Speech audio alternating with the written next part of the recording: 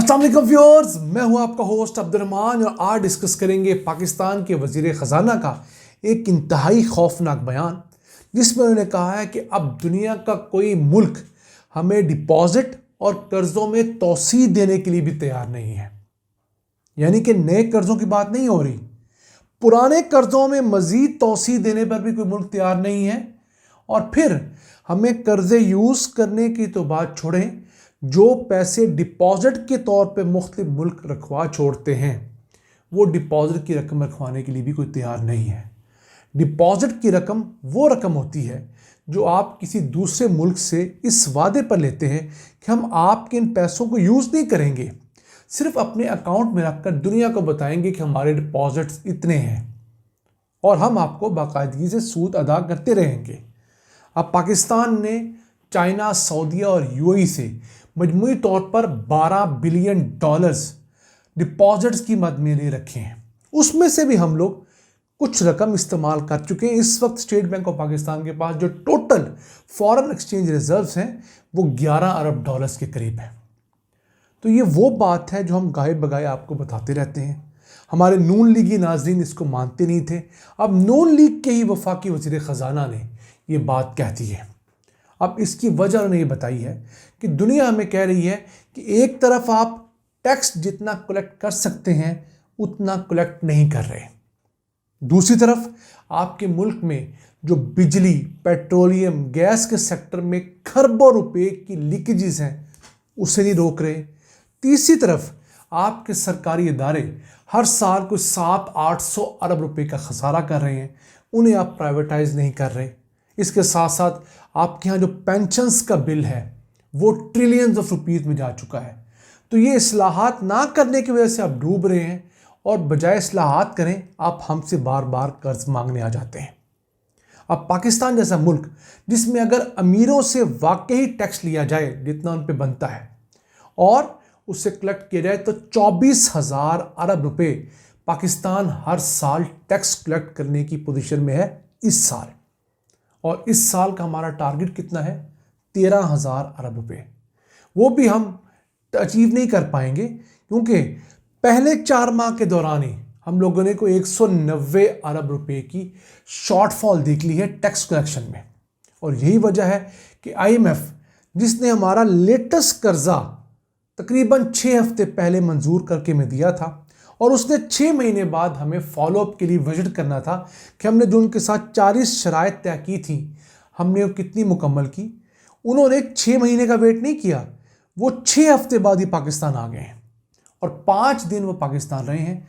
हुकूमत को उनके किए हुए वादे याद करवाए हैं और बताया है कि आपने ताजरों से टैक्स लेना था 10 अरब रुपए, आप सिर्फ 18 लाख रुपए टैक्स ले चुके हैं। 99.9% अभी भी आपने ताजरों से टैक्स लेना है। मैं बड़े ताजरों की बात कर रहा हूं। फिर हुकूमत को बावर कराया गया कि आपने ज़रूरी टैक्स कलेक्ट करना था, दरमियाने और बड़े जिम्मेदारों से आपने टैक्स लेना था, आपने नहीं लिया, कुछ नहीं किया। तो फिर मजबूरन पंजाब की सूबाई असम्बली ने इनिशिएटिव लेते हुए किसानों पर टैक्स लगाने का एक बिल मंजूर कर लिया है, लेकिन उसमें भी बहुत सारी मुश्किलात हैं। हम भी ढूंढने की कोशिश कर रहे हैं कि कहां से अब किसानों से पैसा निकाला जाएगा। वैसे अगर बड़े किसानों और दरमियाने किसानों से जेन्युइन टैक्स लिया जाए तो मुल्क के अंदर 2,300 अरब रुपए का ज़राई इनकम टैक्स कलेक्ट हो सकता है। छोटे जो किसान हैं उनको निकाल भी दिया जाए। लेकिन देखना ही है कि हुकूमत अब 24 नवंबर के बाद क्या करती है। हुकूमत ने बिल तो मंजूर कर लिया IMF को शो करवाने के लिए, उसकी कुछ शिक्कें छुपा रखी हैं। डर यह है कि ये ना हो कि किसान भी कहीं इमरान खान के उस मार्च में शामिल होकर 24 नवंबर को हुकूमत का तख्ता ही ना पलट दें। तो 24 नवंबर के बाद मुल्क के जो हालात होंगे उसका पता लगेगा। अब इसके साथ साथ पाकिस्तान को इस मालियाती साल के अंदर $2.5 बिलियन की ऐसी ज़रूरत है जो हुकूमत के पास किसी सोर्स से नहीं आ रहा। जी हाँ, ये वो शॉर्टफॉल है जो हुकूमत कलेक्ट करने की कोशिश कर रही है, लेकिन उसकी कमिटमेंट किसी दोस्त मुल्क ने, किसी इदारे ने नहीं कर रखी। उसमें से हमारी ख्वाहिश ये है कि हम सऊदी अरब को कह रहे हैं कि वो हमें 1 साल की उधार पर तेल दे, $1 अरब 20 करोड़ का वो एक एग्रीमेंट हम उनके साथ साइन करना चाहते हैं, लेकिन 5 महीने होने वाले हैं इस माली अप्रैल साल के, अभी तक एग्रीमेंट साइन नहीं हुआ। तो 1.2 बिलियन डॉलर्स में से आप 500 मिलियन डॉलर्स निकाल दीजिए, यानी कि हर महीने जो 100 मिलियन डॉलर्स का हमें डेफर्ड पेमेंट पर तेल मिलना था वो अपॉर्चुनिटी लॉस हो चुकी है। तो अब हमारे पास जो बचता है वो 700 मिलियन डॉलर्स का एक तेल बचता है, अगर हम इस महीने भी उनके साथ डेफर्ड पेमेंट के ऊपर यानी मौखर अदाइयों के ऊपर तेल का एग्रीमेंट साइन कर लेते हैं। फिर हुकूमत दुबई इस्लामिक बैंक से 1 बिलियन डॉलर्स के मुआहदे के लिए निगोशिएट कर रही है, उस पर भी किसी किस्म की कोई उनकी तरफ से आमादगी ज़ाहिर नहीं हुई। फिर रवा माली साल के अंदर चाइना के 6 अरब 50 करोड़ डॉलर्स के कर्जे हमने वापस करने हैं। अब उनमें से सिर्फ 200 मिलियन डॉलर्स के कर्जे जो हैं वो उन्होंने डेफर किए हैं, बाकी अभी हमारे सर पे तलवार लटक रही है। फिर इसके साथ साथ हुकूमत ने जो सरकारी इदारे प्राइवेटाइज करने थे उसका एक बड़ा सरखेल पीआईए को प्राइवेटाइज करने गई तो सिर्फ 10 अरब रुपए की छोटी सी बोली लगी, जिसे हुकूमत खुद भी अब कैंसिल कर चुकी है। तो अब इससे देखिए कि कहाँ आप पाकिस्तान स्टील मिल प्राइवेटाइज करेंगे, कहाँ बिजली की तकसीम कार कंपनियां प्राइवेटाइज करेंगे और कहाँ दीगर 197 नुकसान में जाने वाले इदारे आप प्राइवेटाइज करेंगे, कब करेंगे। अगर पीआईए जैसा इदारा आपसे प्राइवेटाइज नहीं हो सका और मौजूदा हुकूमत को एक हिसाब से इक़्तिदार में आए हुए 3.25 साल हो गए हैं, यानी कि अप्रैल 2022 के अंदर पीडीएम हुकूमत आई, फिर केयर टेकर भी इन्हीं का एक स्टार्टअप था और फिर यही उसको कंटिन्यू कर रहे हैं। तो इन तमाम चीज़ों से हम क्या सबक सीख रहे हैं? हमारे हुक्मरान कोई सबक नहीं सीख रहे, उनका मकसद आज भी सिर्फ अपने इक़्तिदार को दवाम देना है। एक चीज़ होती है आपकी लीगैलिटी इस्टेब्लिश होना, यानी आपकी सच्चाई इस्टेब्लिश होना। अब इस हुकूमत की लीगैलिटी ही डाउटेड है। जिस इलेक्शन की बुनियाद पर इक़्तिदार में आए हैं उस पर इतने सवालात हैं कि वो सवाल ना उठें उसके लिए सुप्रीम कोर्ट की पूरी हैयत बदल दी गई है, इलेक्शन कमीशन जरगमाल है, तमाम चीज़ें हैं। तो इन हालात में कौन सा मुल्क आपको नया कर्जा देगा, कर्जे रीशेड्यूल कराएगा, डिपॉजिट्स बढ़ाएगा?